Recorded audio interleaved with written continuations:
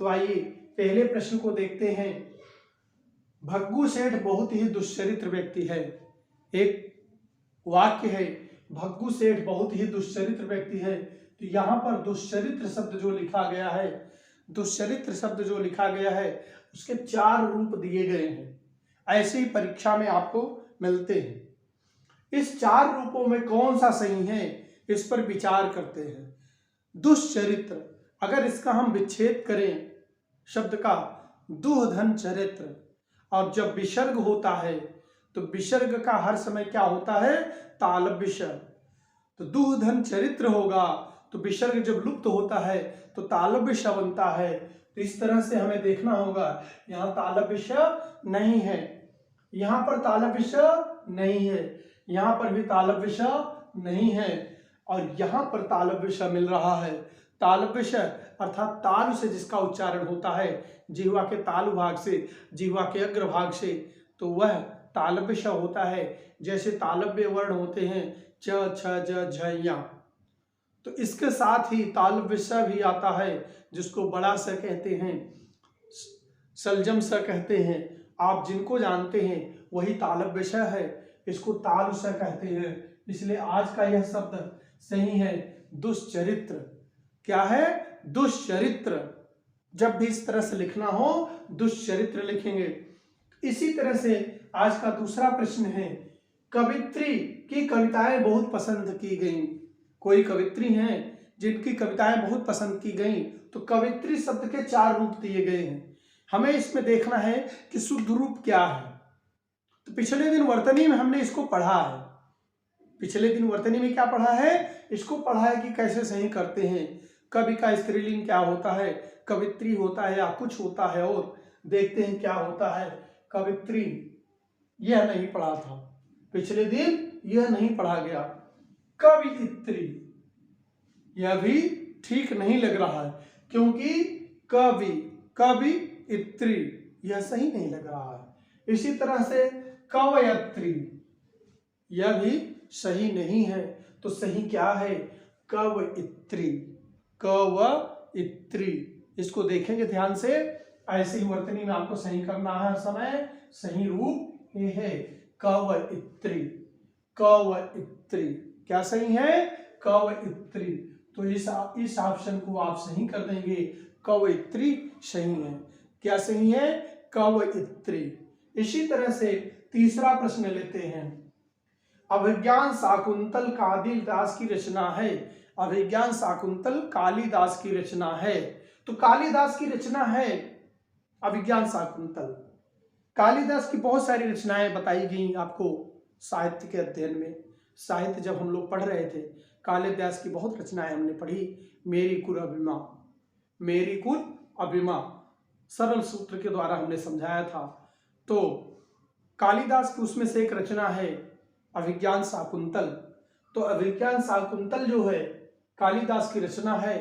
तो कालिदास हमें शुद्ध कैसे लिखना है, यहाँ कालिदास पूछा गया, शुद्ध कैसे लिखना है, कालिदास शब्द शुद्ध कैसे लिखना है। कालिदास शब्द के 4 रूप दिए गए हैं। तो पहले देखिए कालिदास, कालिदास तो बड़ी मात्रा बोलने पर क्या होता है, गलत हो जाता है, गलत हो गया। इसी तरह कालिदास, यहां पर मात्रा सही आई है, लेकिन द के साथ स का उच्चारण गलत है। अगर द के साथ स का उच्चारण बड़ा स है तो गलत है। यहाँ दंत स होना चाहिए था, यहाँ लेकिन तालव्य स है, बड़े स का उच्चारण किया गया है, इसलिए यह भी गलत है। तो सही क्या है, आगे देखते हैं। यहाँ फिर कालिदास बड़े से लिख दिया गया है, यह भी गलत है। ला पे बड़ी की मात्रा है। कालिदास बताया गया था ना, कालिदास कैसे लिखना है, कालिदास कैसे लिखना है, ल पे छोटी की मात्रा दा और स, कौन सा स, दंत स, छोटा स, दंत स। तो कालिदास ये शब्द जो है सही है, बिल्कुल सही है। ल पर छोटी की मात्रा है, ल पर छोटी की मात्रा है और द के साथ दंत स है। तो दोस्तों यह भी याद रखेंगे, हमारे हिंदी साहित्य में, हिंदी भाषा में जो वर्ण है वर्ण विचार हैं उनमें स का उच्चारण जब हम करते हैं तो स का उच्चारण जो भी होता है वह कहाँ पर कौन सा स होना चाहिए। तो जब भी तालु की बात की जाए, तालव्य की बात की जाए तो तालु स अर्थात बड़ा स, जिसको कहते हैं सलजम स।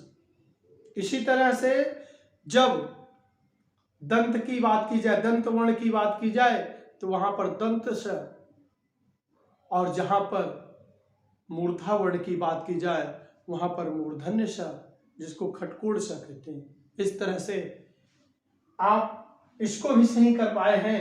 आशा है कि इसी तरह आप अभ्यास करके सदैव के लिए अपनी समस्याएं दूर कर लेंगे, कभी भी वर्तनी में कोई समस्या नहीं आएगी। आइए अगले प्रश्न पर चलते हैं। मैथिली शरण गुप्त ने साकेत की रचना की। अब मैथिली शरण गुप्त एक कवि का नाम है, राष्ट्रीय कवि हैं, जिन्होंने साकेत एक महाकाव्य की रचना की। साकेत महाकाव्य, उर्मिला को इसमें क्या किया गया, उर्मिला को प्रधान माना गया, उर्मिला की कथा को इसमें बढ़ा चढ़ा के सही दर्शाया गया, उर्मिला का वर्णन अच्छे से किया गया। हमें उससे मतलब नहीं, हमें मतलब है मैथिली शरण गुप्त जो कवि हैं, रचनाकार हैं, इनको कैसे लिखना है, इनके नाम को कैसे लिखना है।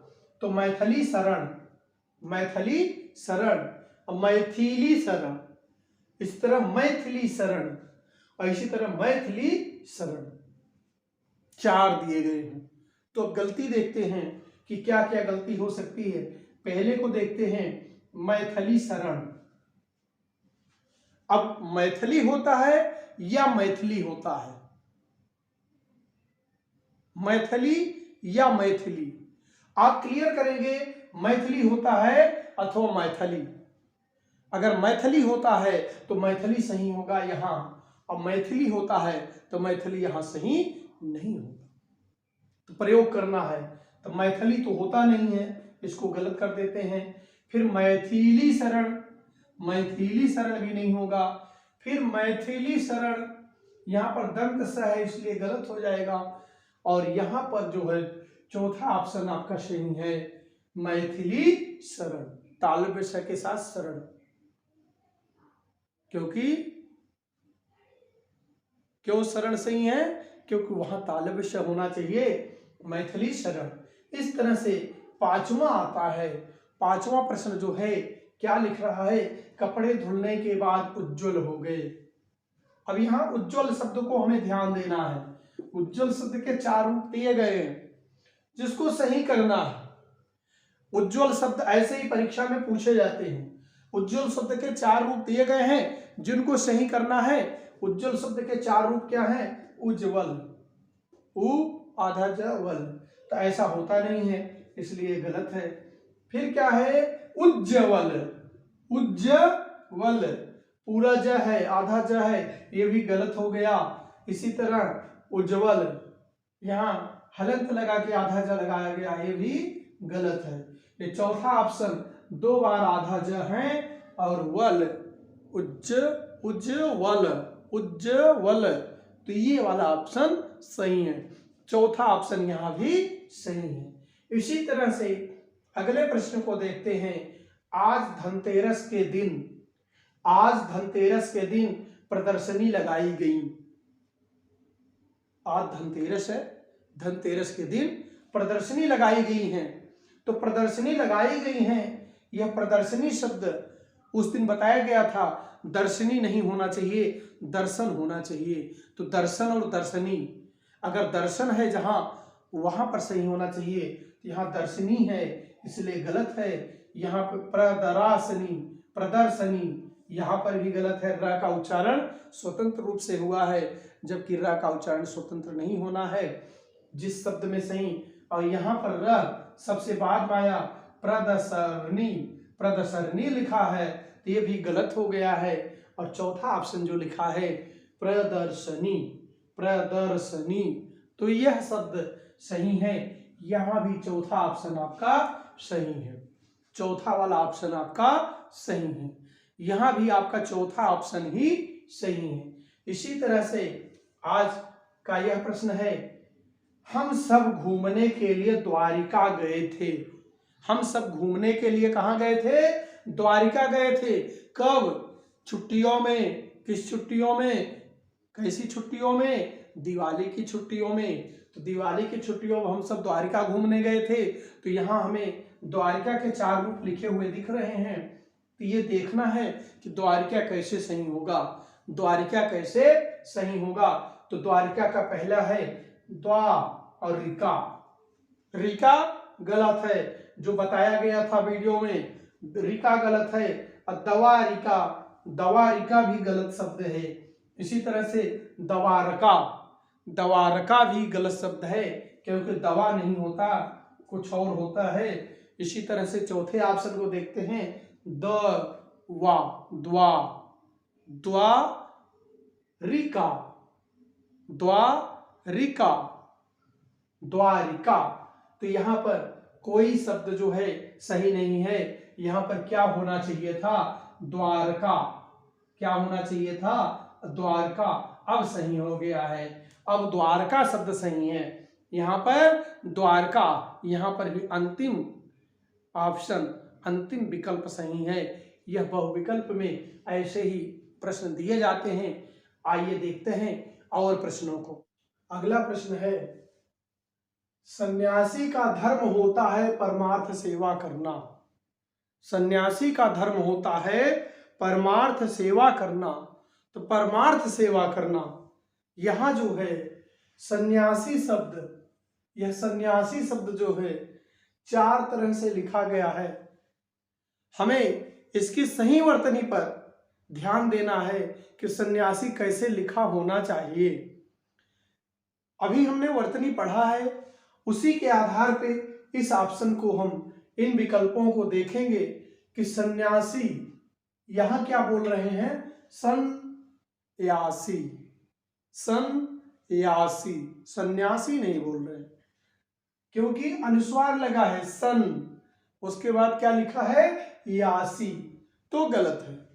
इसी तरह से दूसरे ऑप्शन पे आते हैं, सन्यासी, यह वही उसी तरह से है, केवल यहाँ अनुस्वार के स्थान पर आधा न लगाया गया है, लेकिन इसको भी वैसे उच्चारण होगा, इसका भी उच्चारण वैसे ही होगा, सन्यासी। तीसरे को देखते हैं, सन्यासी, यह अलग तरीके से लिखा गया, यह भी गलत है। इसी तरह से यहां भी चौथा ऑप्शन सही होगा, सन्यासी। क्या सही होगा? सन्यासी। तो सन्यासी, यहां भी आपका चौथा ऑप्शन सही है।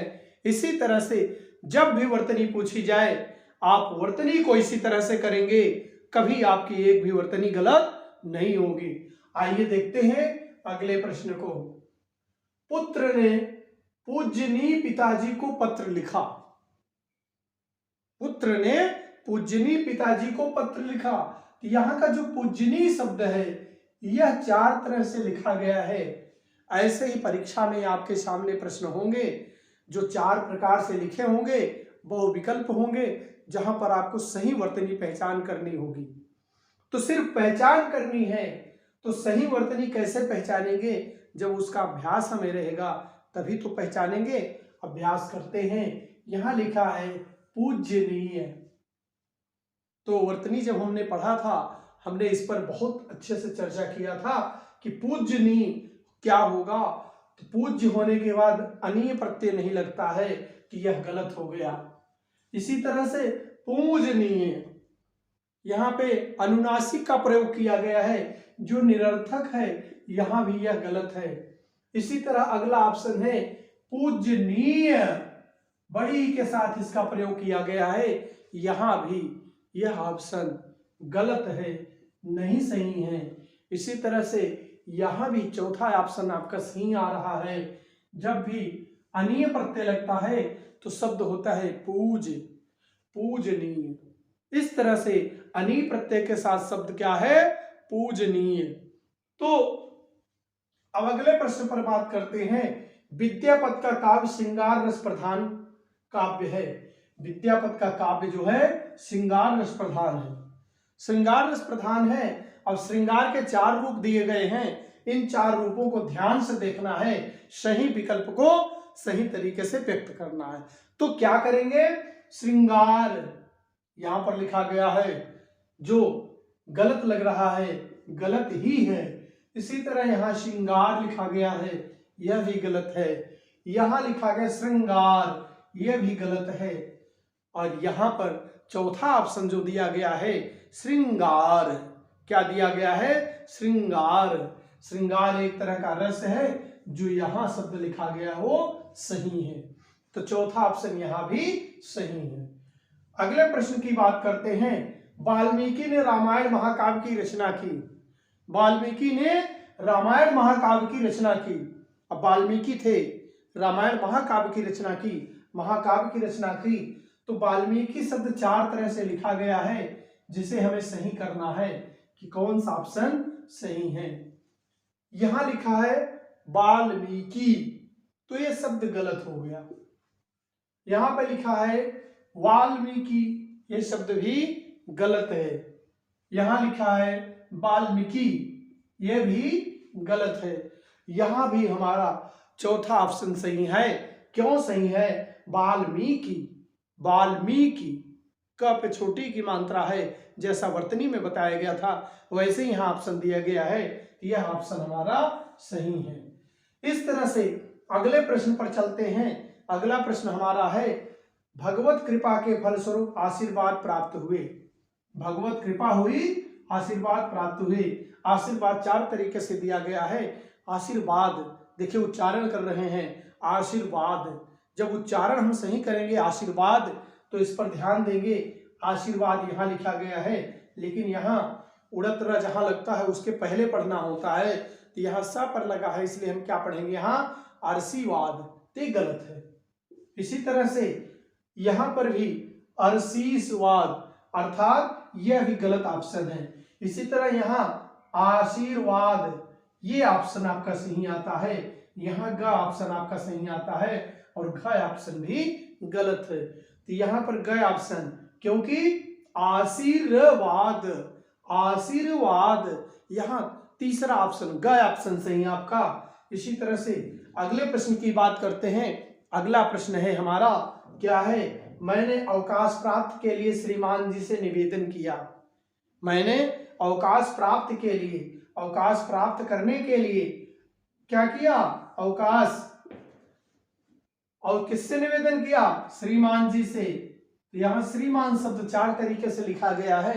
श्रीमान को सही देखना है, तो श्रीमान नहीं होता है, क्या होता है, श्रीमान नहीं होता है।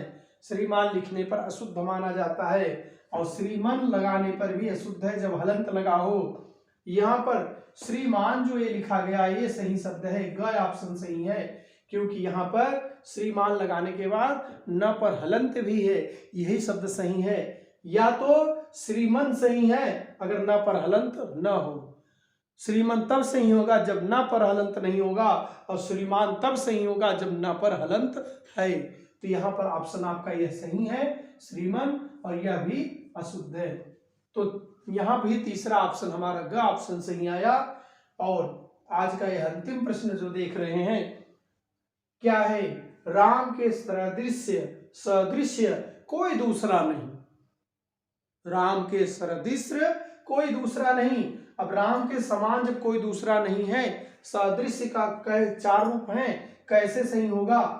यहाँ लिखा है सदृश्य, सदृश्य, तो ये भी गलत है, क्योंकि दृश्य नहीं होता। जब उपसर्ग लगता है तो वहां दृश्य नहीं होता है। इसी तरह से यहाँ भी दृश्य लगा है, सही नहीं होगा। अब यहाँ देखना है कि यहाँ क्या होना चाहिए, सदृश्य होना चाहिए या सदृश्य होना चाहिए।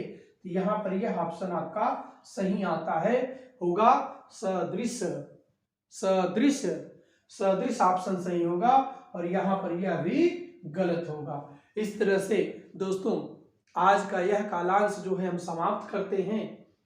इसी तरह से हिंदी पीडिया पर आप शुद्ध ज्ञान, सही ज्ञान प्राप्त करते रहेंगे। आज के लिए बस इतना ही। धन्यवाद। जय हिंद, जय भारत।